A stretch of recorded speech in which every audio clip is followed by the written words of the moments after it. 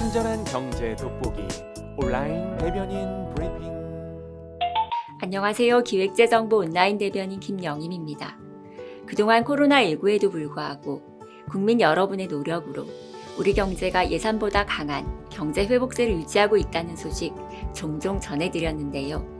이러한 경제 회복세와 자산시장 요인 등으로 약 19조 원 수준의 초과 세수가 발생할 것으로 전망됐습니다.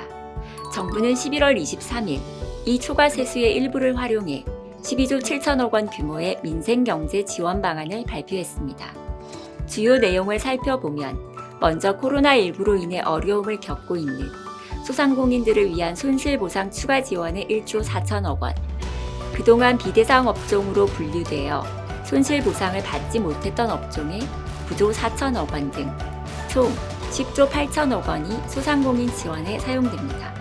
고용 취약계층을 위한 구직급여, 직업훈련, 청년 금융지원 등의 1조 4천억 원, 물가 안정과 가계부담을 줄이기 위한 농축산물 가격 안정, 저소득층 및 도서지역 연료비 지원 등의 4천억 원, 마지막으로 돌봄 지원과 보건소 코로나 대응 인력 지원 등의 1천억 원이 사용될 예정입니다.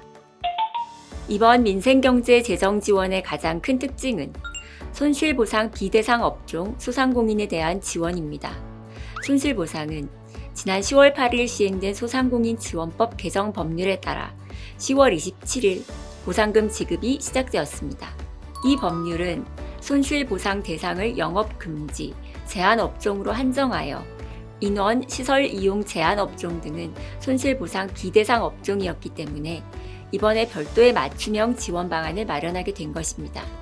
손실보상 비대상 업종에 대한 재정 지원은 약 9조 4천억 원으로 이미 발표됐던 내용을 포함하면 총 11조 6천억 원 규모입니다. 우선 금융지원, 부담 경감, 매출 회복, 수요 보강 등을 패키지로 지원하고 별도로 여행, 숙박업 등 업종별 맞춤형 지원을 함께해 시너지를 높일 계획입니다. 아울러 즉시 추진이 가능한 부분은 연내에 빠르게 실행하겠습니다.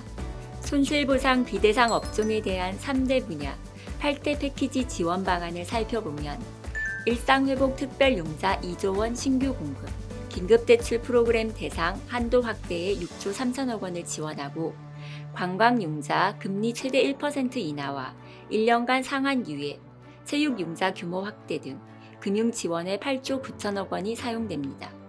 올해 12월과 내년 1월 2개월간 전기료, 산재보험료를 최대 20만 원 줄여드리고 종합소득세 중감 예납 납부 기한을 3개월 추가 연장합니다.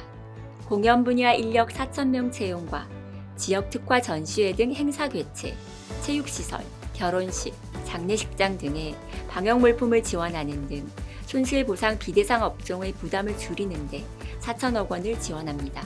마지막으로 어려움을 겪고 있는 소상공인들의 매출 회복 측면 지원을 위해 지역사랑 상품권, 온누리 상품권, 상생소비 지원금 3종 패키지에 1조 8천억 원을 신속 집행하고 관광 소비 촉진과 저소득층 대상 문화, 체육, 수련시설 바우처 지급 확대 등에 1천억 원을 지원할 것입니다.